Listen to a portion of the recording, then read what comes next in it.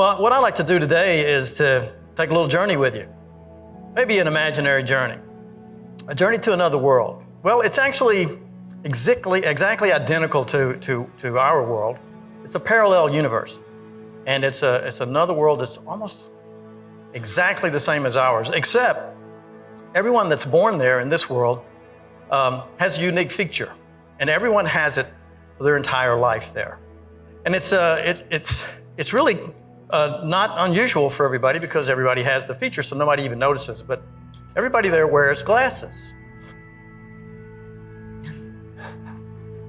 And the glasses that they wear kind of colors their experience.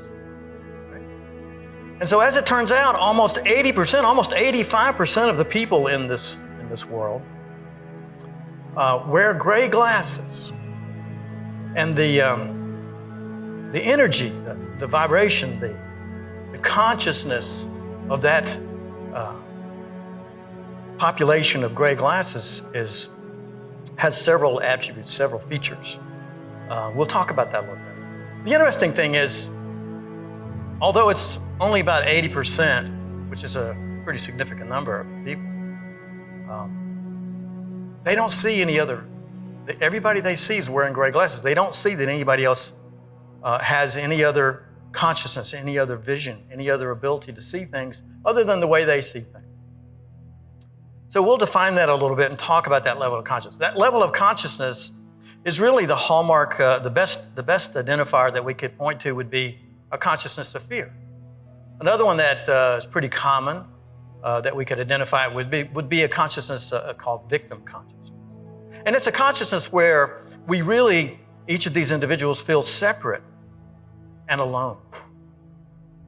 Not sure if their life is happening to them, or if God put them there, or they're not really sure exactly what's going on, but they do realize that everywhere they look, they see injustice. Everywhere they look, they see victims and perpetrators. And they live continuously in fear. And that translates sometimes into anger, sometimes into guilt, sometimes into depression. Most often, even apathy appears in this consciousness. Even shame can show up in this consciousness. If anybody's familiar with what used to be 6 o'clock news, that would be pretty close to this level of consciousness. But now it's not 6 o'clock. It's, at least in our world, it's pretty much 24/7. So, because this energy, this consciousness has an attractor field, and it kind of holds itself in this field. And imagine a world where 80% of the population is in this attractor field, this energy of victim consciousness. It's almost like being held into that consciousness. I relate it to, if you've ever been out west and gone crabbing, you might notice that they have a crab bucket and it's very shallow. And it's this big bucket in it, but it has no lid on it. Because every time one of the crabs tries to get out of there, one of the other crabs will grab it and pull it right back down in. There's no escape. There's no need to put a lid on that. Because everybody else, all the other crabs, if you will, in that bucket, keep all the other crabs in there. We all want to be joined in our misery, so to speak, in our victim consciousness. So we seek tools and we seek methods to alleviate the pain and what appears to be suffering. Unfortunately, in this consciousness, because the body is really a gauge, like the gas gauge on our car. It aligns with our consciousness. And so in this consciousness, as you might expect, a lot of people experience illness, they experience disease, they experience separation from others and relationships, they experience, unfortunately, hatred and anger and despair. Well, it's not a pretty picture, but it is what it is. And also another hallmark of this consciousness, this level of consciousness, is that you're only happy about 25% of the time at best. You don't really experience joy very often at all. It's almost always something happening to us. And so it appears that the world is happening to us. And so we're just trying to navigate through it. It's almost like an onrush, almost like a storm continuously. Sometimes it'll quieten down a little bit, but there it starts again. And we're just trying to navigate our way through it. And in this world, in this universe, about 80% of the people there exist in that level of consciousness. But there's another 20% of people that live in a different consciousness. And the thing that begins to cause them to begin to actually allow them to transcend that level of consciousness is this thing called desire. Now, desire is one of those elements within that consciousness that we can lock ourselves in. Because of desire, when we're desiring to win, we're desiring to beat somebody else. We see it as a zero-sum game. And if somebody else wins, then I'm losing. So I have the perfect right to steal or even murder or do whatever I need to do to survive, because it's all about creature survival. But this element called desire also is a tool. And if we really start tapping into this tool called desire, it can begin to lift us out of that consciousness. And so as it turns out, about another 20% of the people on this world, our imaginary world, as we look in on them, are wearing blue glasses. And this is a whole different level of consciousness. Now, they see all the people with the gray glasses, and they love the people with the gray glasses. And the people with the gray glasses really like to hang out with the people with the blue glasses because they're happier. They're a lot happier because they're beginning to see that they can set an intention for their life.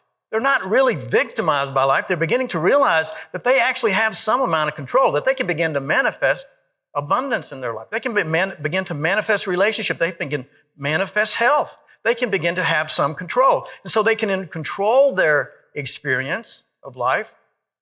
And their glasses literally begin to change color. And next thing you know, they're wearing blue glasses. And the cool thing about the people with the blue glasses is that they can look around and they see other people that are wearing blue glasses. So they recognize each other right away.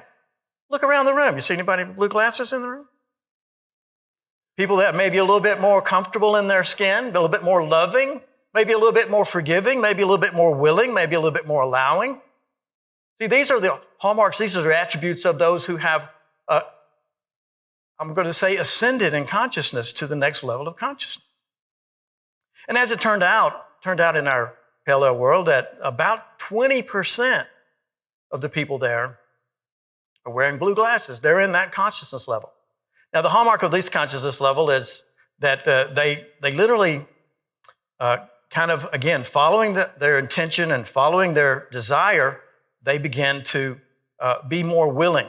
A common phrase is, oh, well, something happens and it appears that it's a calamity or a situation that's not too comfortable, and someone with the gray glasses is looking for somebody to punish, and somebody with the blue glasses is willing to say, it is what it is. You know? It just is what it is. That's the way it is. It's about moving into a consciousness of allowance and acceptance that we talked about this morning in the reading that Carl read. So the people with blue glasses then tend to be much happier. In fact, as soon as they reach a point of being willing and have the courage to be self-honest, and this is a word that we all use frequently and we hear about frequently, but it's a really important word. It's called integrity. As soon as anyone begins to have and hold the element of integrity, in other words, to be self-honest and to be honest with others and to not be fearful of sharing their true thoughts. This is one of the tenets that Reverend Claudia and I when we first started dating, you know, I said, when you come to my house, there's only 2 tenets in the house. It's pretty simple, right? No private thoughts. Nobody's got a problem with that, right? No private thoughts and no people pleasing. Nobody's ever done that either. Because when you're people pleasing, you're manipulating. You're trying to make people happy to be, if you're not doing what you want to do, if you're not being self-honest and honest with the people around you, then you're really trying to manipulate them. We do the best we can, depending on where our level of consciousness is. And we can't really move beyond that. Again, it has an attractor field. And again, people that are in the gray glasses, they love hanging out with the people in the blue glasses because there's just always a lot more joy and a lot more fun to be around. But the people with blue glasses, they like hanging out with another group of people. Now, this is a very small, because if I'm going to say 78, 79% of the people are wearing gray glasses and another 20% are wearing Blue glasses, it doesn't leave very many options after that. Yes. It's almost like a pyramid. It gets pretty lonely at the top. But that next level is called the pink glasses. Oh. Now, this level of consciousness colors my world completely different. Oh no, I wrote this in red. I can't see it now. So whatever glasses you're wearing really colors your whole experience, doesn't it? So what's the trigger for this level of consciousness? Actually, it's moving beyond reason. It's moving beyond intellect. It's what our favorite pets know. When you hear that cat purring, it's got the pink glasses on. Right? When you see that dog wagging that tail, he's got the pink glasses on. It's all about love. Oh, I can feel it. It overwhelms me.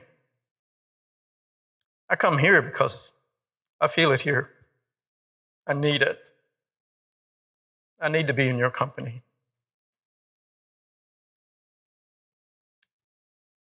It's when we slip out of the mind of reason and intellect and we begin to just allow that vibration of acceptance.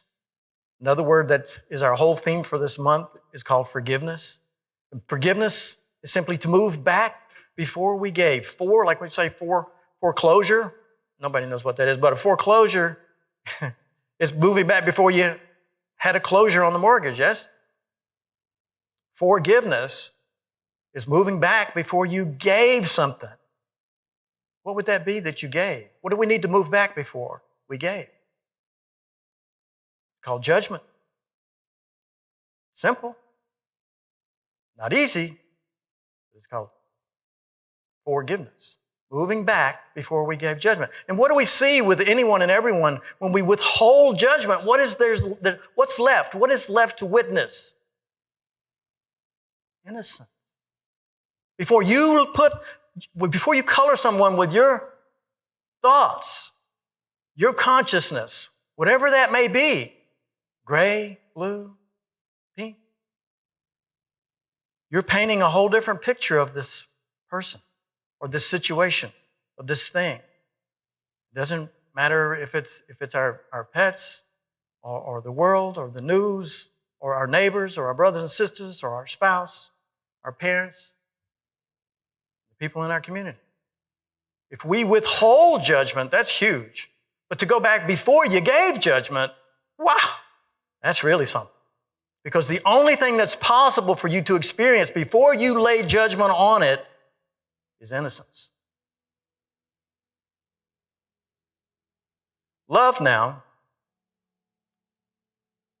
begins to grow into something that we all are familiar with, a term we're all familiar with called unconditional love. So what is unconditional love? Unconditional love is simply love given without any expectation of return. Oh, I love my kids, but they don't ever come to see me. Doesn't matter, does it? I love them because I love them. I love my parents because I love my parents. I love my children because I love my children. I love my fiance because I love my fiance. No expectation of return. That's a high call, yes? So it's love that's given defenselessly. You see, defense is an attack and comes from this gray glass perspective of fear, that there's something to lose. There's nothing to lose. When you get to the pink level, you're just accepting everything just as it is. No questions asked. No need for discussion. No need for judgment. It is what it is. So we go from love to unconditional love. And now the people at this consciousness level, they are just tickled to death, joyful, almost 75, 80% of the time. And the blue people love to hang out with the people with the pink glasses, yes?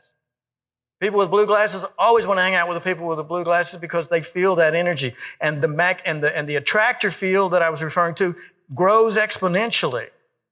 Just a couple of people in the room with pink glasses on would literally completely override almost the whole audience of people that were wearing gray glasses, their power level is really very small, very low.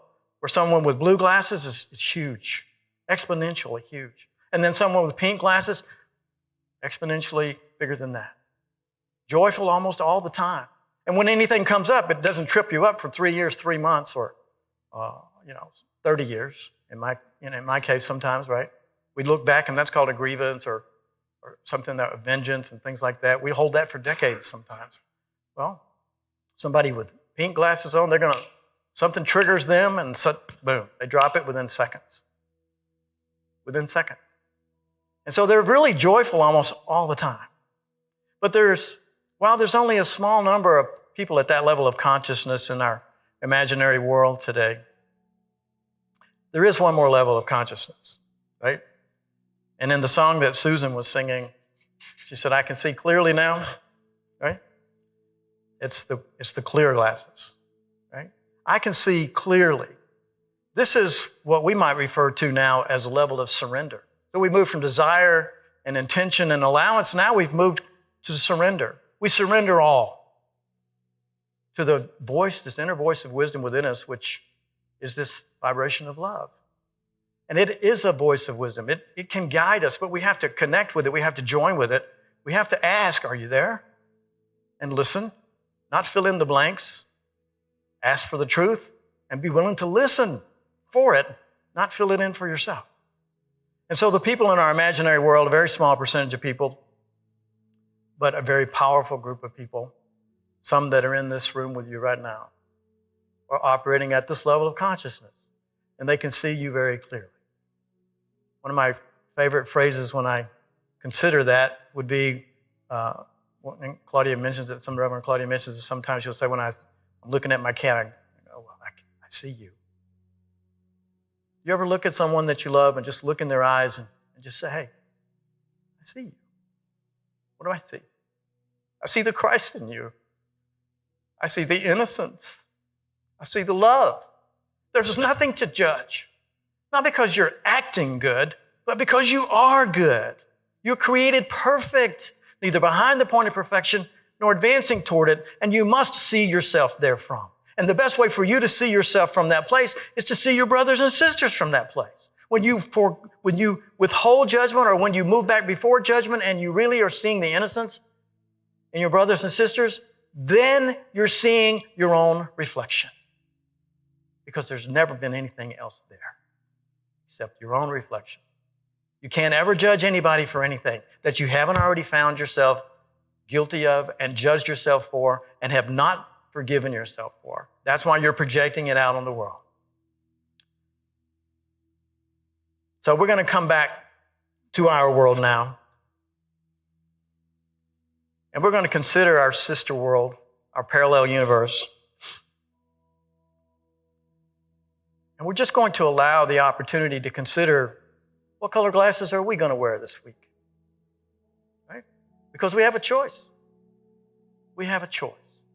In fact, that's the one constant. In all of our daily experiences, we have a choice in every moment to choose only love.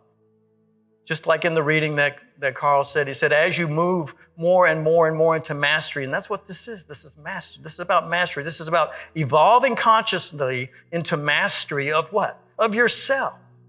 As you move more and more into mastery, you will be sorely tempted to believe that you are done. But I ask you to persist. And I challenge myself to persist day in and day out until finally I can see clearly. Until finally I know the truth. And one of the most important tips that I'll leave with you and share with you today also refers back to the reading that Carl shared. He said, humility is the recognition that the more you move into mastery, the more there is the desire for discipline and vigilance. Discipline and vigilance for what? Our own thoughts. It's about the art of thought, the art of discipline, to just simply observe and watch our own thoughts. Am I holding a thought about the past? Am I holding a thought about the present? Am I judging, fearing the present? Am I reconstructing the past, judging? Or can I just now be present? Can I put on those clear glasses now and see the world in a new way. And I know the truth is, absolutely, each and every one of us can. And sometimes it's nice to have a little roadmap just to kind of help us remember how to stay on the path. And that's all we ever need to do. And as you do, because as you evolve consciously, you will continue to attract more and more and more brothers and sisters into your life, like the people in this audience here this morning. We are all here to love you. Each and every one of you is absolutely critical to the success of all the rest of us here. Please don't ever forget that. We love you. We need you. Thank you.